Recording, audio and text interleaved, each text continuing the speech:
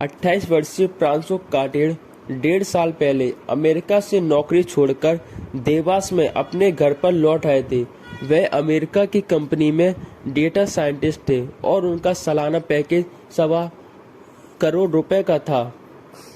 मध्य प्रदेश के देवास जिले में रहने वाले 28 वर्षीय प्रांशु काटेड़ सोमवार को सांसारिक जीवन से मोह त्याग कर जैन मुनि संत बनेंगे और उन्हें प्रवर्तक मुनि जी जैन धर्म की दीक्षा देंगे।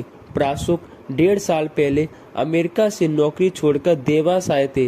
वे अमेरिका की कंपनी में डेटा साइंटिस्ट थे और उनका सालाना पैकेज 1.25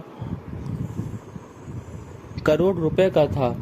प्रांशु के पिता राकेश काटेड़ कारोबारी है और घर में प्रांशु की मां और उसका एक छोटा भाई है। अब उनका पूरा परिवार इंदौर में रहता है।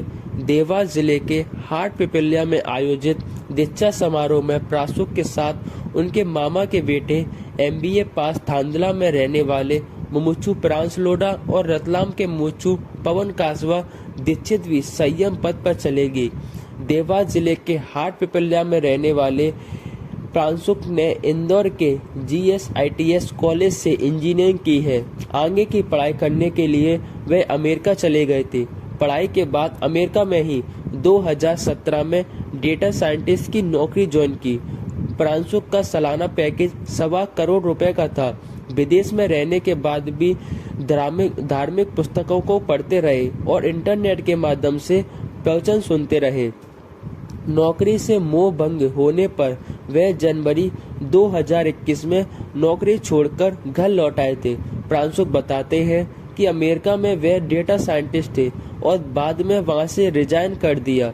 मेरे गुरु भगवंतों के प्रवचन आदि सुनकर मैंने संसार की वास्तविकता को जाना पहचाना।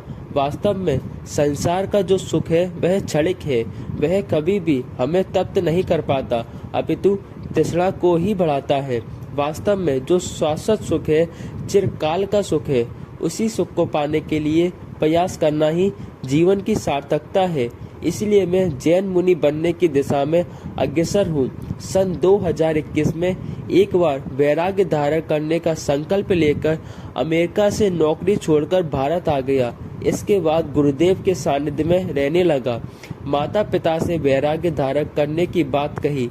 माता पिता ने लिखित अनुमति गुरुदेव जिनेंद्र मुनि जी को भेंट की। प्रांशु के पिता ने बताया कि प्रांशु का झुकाव बचपन से ही धार्मिक कार्यों की ओर है। 2007 में वे उमेश मुनि जी के संपर्क में आए। उनके विचारों से प्रभावित होकर उन्हें वैराग्य की ओर अग्रसर होने की प्रेरणा मिली। उस वक्त गुरु भगवंत ने उन्हें संयम पद के लिए पूर्ण योग्य नहीं माना। इसके बाद उसने धार्मिक कार्यों के साथ पढ़ाई पर भी ध्यान केंद्रित किया। जय जिनेंद्र।